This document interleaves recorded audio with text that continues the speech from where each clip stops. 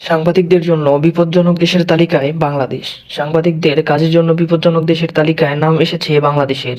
দক্ষিণ এশিয়ার মধ্যে এই তালিকায় নাম আছে পাকিস্তানেরও।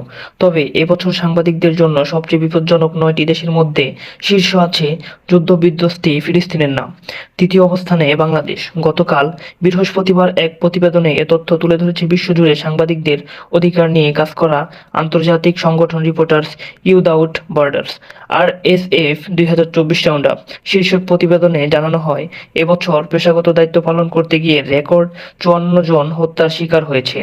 এর মধ্যে 31 জনের মৃত্যু হয়েছে যুদ্ধ বা সহিংসতা চলেছে এমন এলাকায়, বিশেষ করে ইরাক, সুদান, মায়ানমার, ইউক্রেন ও গাজার যুদ্ধক্ষেত্রও রয়েছে। গত 5 বছরের মধ্যে এরকম এলাকায় সাংবাদিকদের নিহতের সংখ্যা এবারই সর্বোচ্চ, 57.4%। তালিকায় সবচেয়ে বিপজ্জনক বিবেচনায় যেসব দেশের নাম রয়েছে তার মধ্যে রয়েছে ফিলিস্তিন।